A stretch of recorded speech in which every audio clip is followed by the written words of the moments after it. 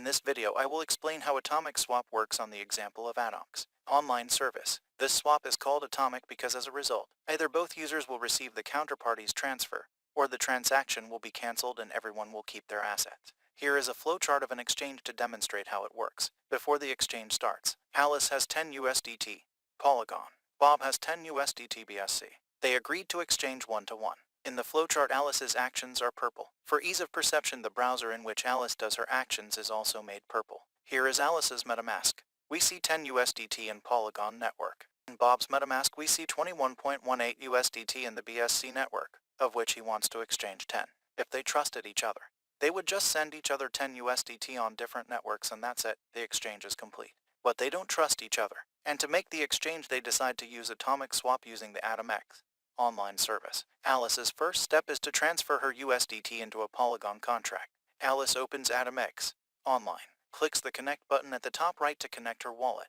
That's a standard for Web3 sites. Selects the initiate menu item and fills out the form, entering the exchange parameters she agreed on with Bob. Selects the Polygon network to send to and the USDT token. Selects BSC as the receiving network and the USDT token. Also, Alice specifies the amounts to send and receive. Then she asks Bob for his address where USDT Polygon should be sent to and inserts it into the form. Expanding the details, we see the default 40-minute cancellation timer setting and the secret key already generated in the browser. Now this secret key is known only to Alice and her browser. This key is not transmitted to the server and it has not reached the blockchain yet. It is important to keep it secret until the transfer is completed. Also, we see 3 checkboxes.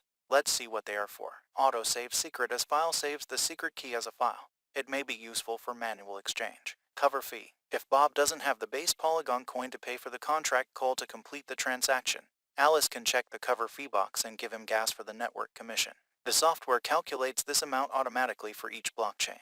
Manual. Designed for exchange with other, even not necessarily crypto systems, which have implemented a transfer with a protection hash. This option will be discussed in a separate video.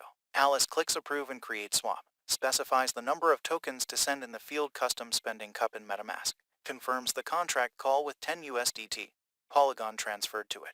The site switches Alice to the swaps page, where she can watch the progress as the exchange goes on. Here you can see that she has sent money to the contract and is now waiting for Bob to send a counter transaction on the BSC network. The page refreshes automatically. She doesn't need to do anything yet.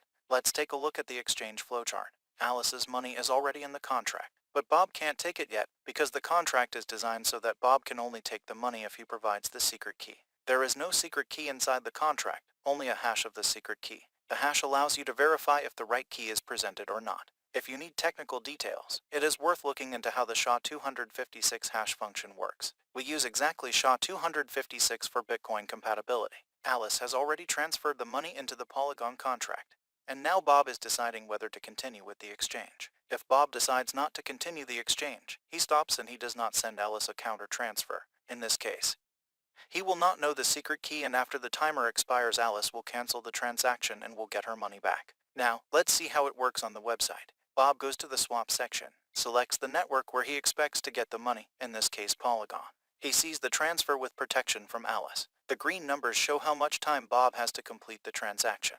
After that time ends, Alice can cancel the transaction. Also, he sees the transfer amount and token. Then, Bob checks that Alice specified the agreed amount in the exchange form. If something is incorrect, he does nothing, and Alice gets her money back after the timer expires. He can contact Alice directly to resolve the situation. If everything is correct, he clicks the switch to BNB chain button, confirms in MetaMask. A network change in the MetaMask is required because the sending and receiving networks are different. In the previous step, Bob needed the Polygon network to see the incoming transfer with protection, but now he needs to send his USDT to the BSC network. Then he clicks the approve and replay button, specifies the amount to spend in MetaMask, and confirms the transaction. Alice's browser sees the receiving of the counter transfer with protection.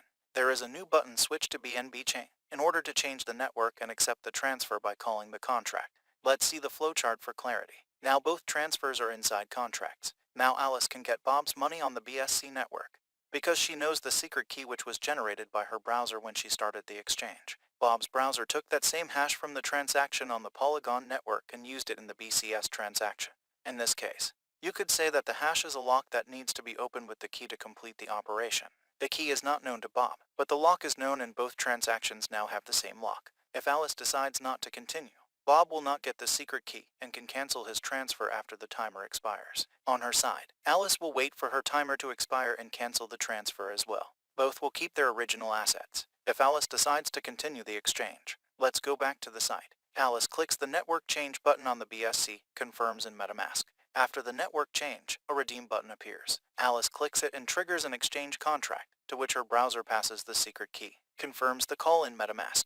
In this transaction, the money from the contract in BSC goes to Alice's account and the transaction secret key will be recorded in the BSC blockchain and will be visible for everyone. However, only Bob can use the key, because Bob's wallet was specified as the only possible recipient in the transaction. Bob's browser takes the key from the BSC blockchain and is ready to trigger the contract on the Polygon network to get the money. Bob switches the network, confirms the contract call in MetaMask, and takes his money. The exchange is complete for both sides. However, if Bob doesn't confirm the call before the timer expires, Alice is able to cancel the contract on her side and get her money back. Therefore, the exchange needs to be completed in a timely manner. To summarize, the idea of atomic swap heavily relies on the hash function. Knowing the secret key, one can easily compute the hash. However, knowing the hash, it is impossible to compute the secret key. We use the hash as a lock that can be copied without knowing the key. Two users who want to exchange assets on different blockchains send their assets into contracts, each on a different blockchain, immediately specifying the recipient's wallet, the protection hash, and a cancellation timer. To withdraw an asset from the contract, the recipient needs to provide the secret key from which the hash was derived before the cancellation timer expires. Both transfers are made with the same hash, and the second party's cancellation timer is set so that it expires much earlier than the first and the transaction can be completed without a rush.